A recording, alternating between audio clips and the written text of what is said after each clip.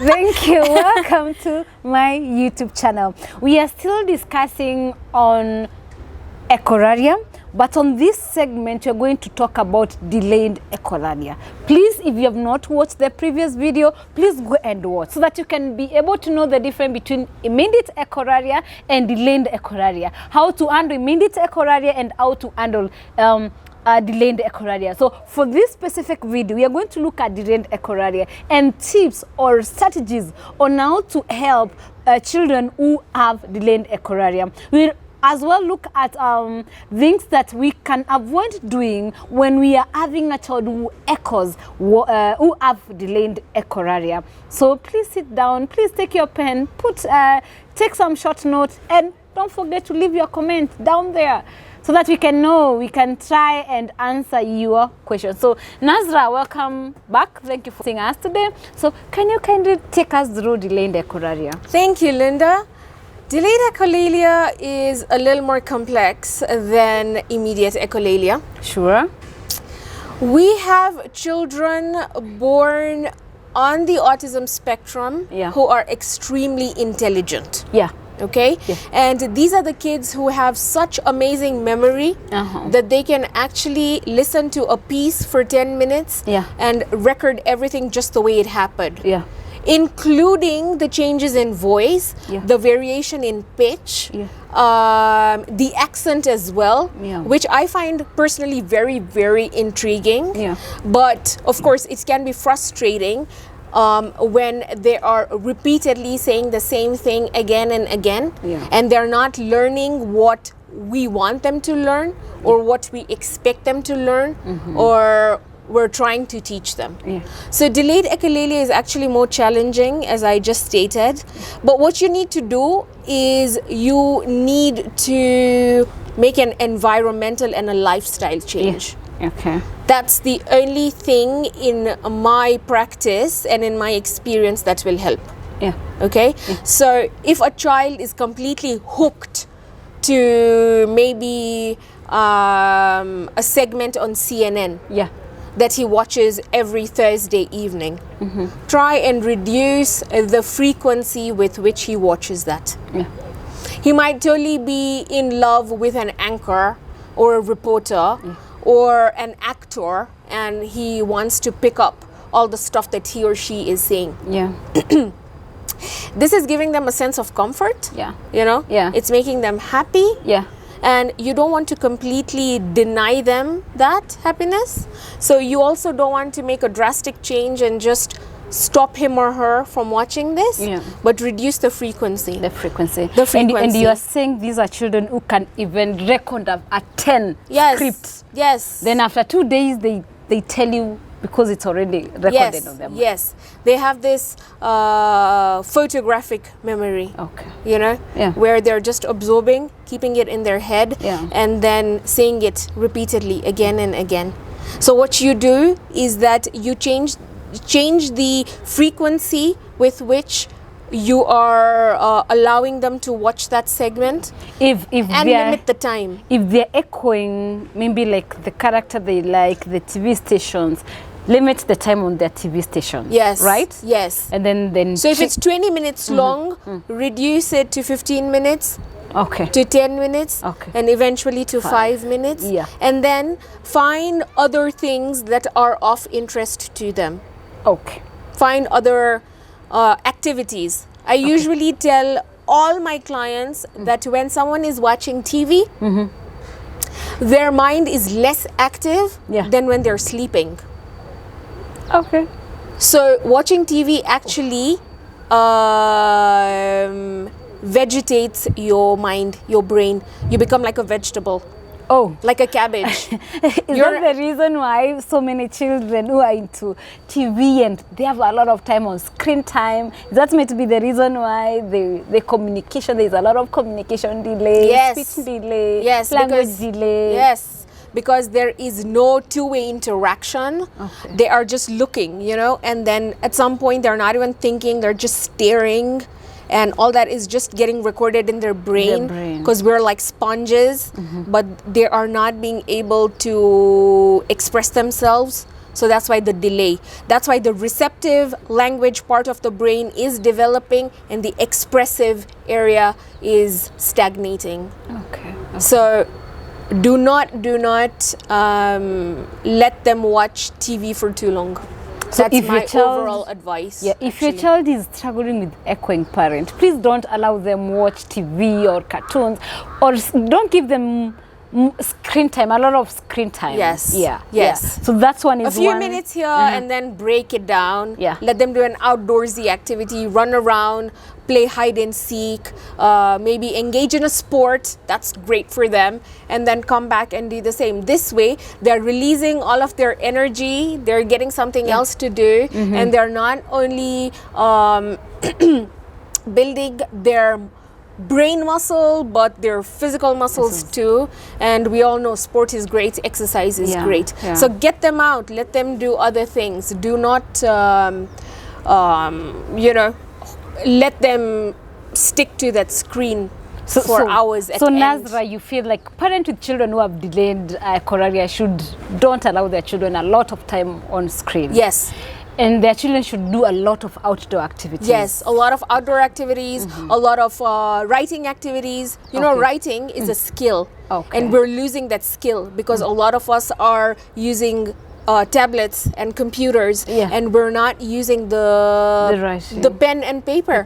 So when you say in the beginning of your video, grab your pens and paper, I'm sure a lot of our audience grab their phones. Like they're making notes on their phones. No, continue using your pen and paper. Otherwise we as a human race will lose the skill of actually holding a pen and writing. Okay, all right. So now that's how we can handle echolalia and delayed echolalia. Anything that you feel that you need to talk about delayed echolalia before we look at tips on generally how, because you'll find children who are both immediate echolalia and delayed. Yes. Yeah. So now that you have covered the immediate, we are now covering the delayed echolalia.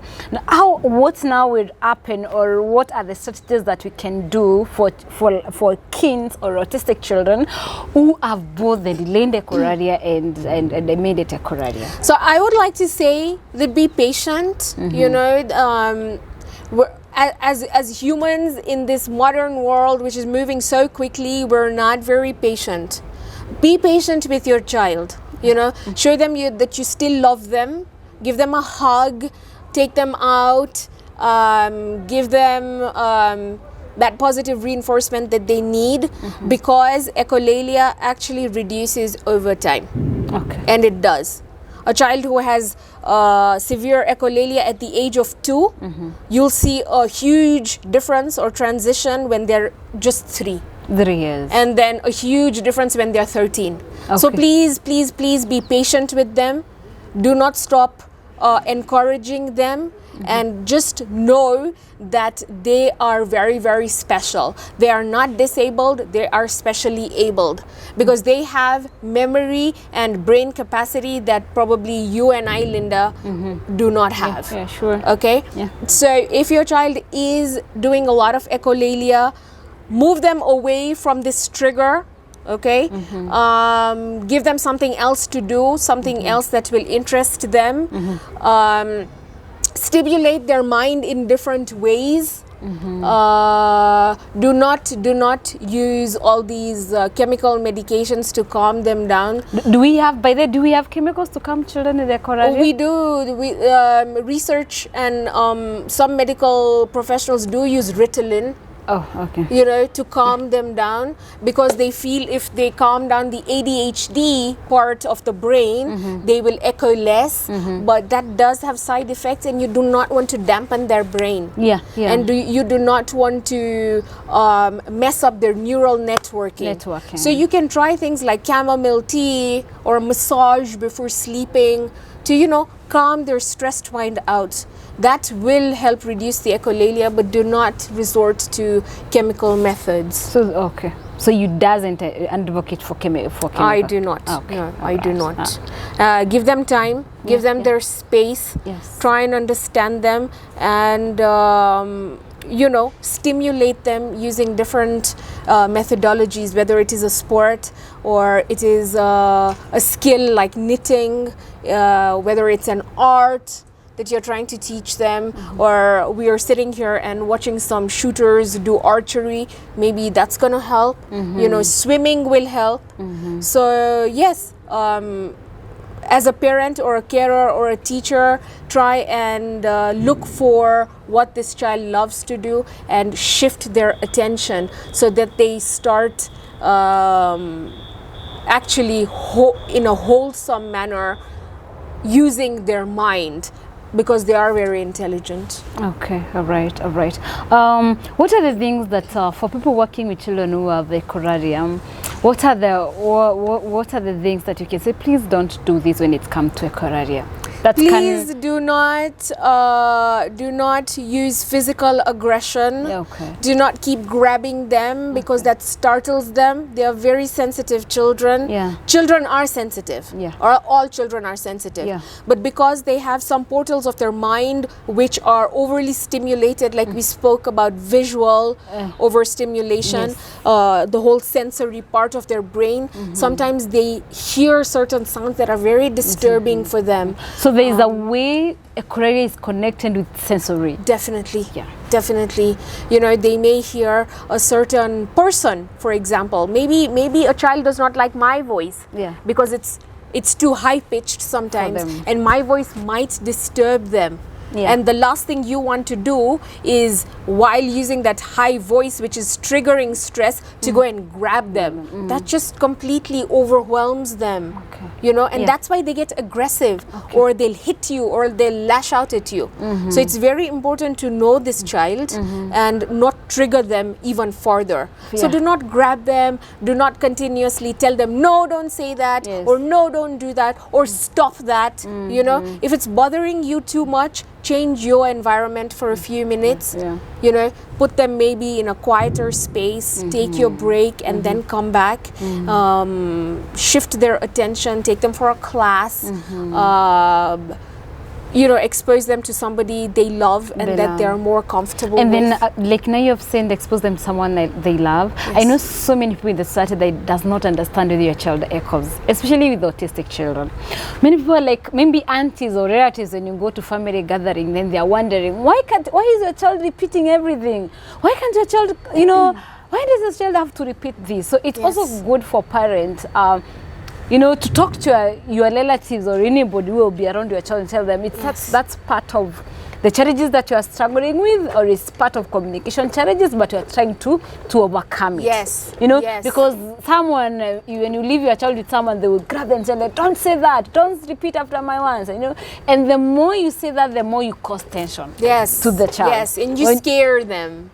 You're scaring them, you're discouraging them, you are actually breaking their spirit. And then after that, you know, with now echolalia issue, they now echo even more. Yes. Yes, that's now because of the whole stress factor that we spoke about. So please do make sure, as Linda says, that you do try and explain to your relatives that they're not doing this voluntarily. It's an involuntary response, and that you as a parent have accepted them and you love them just the way they are. And don't be just mad because they are repeating over everything. Yes, please don't be mad about it, because it's not, they don't want to do it. It's involuntary. It's just like some of those lawn tennis players who do funny obsessive things like this. Is that Rafael Nadal? I think he does that. He does something with his eyebrow before he takes a serve. So it's very involuntary, and you cannot hold it against them. You can help them by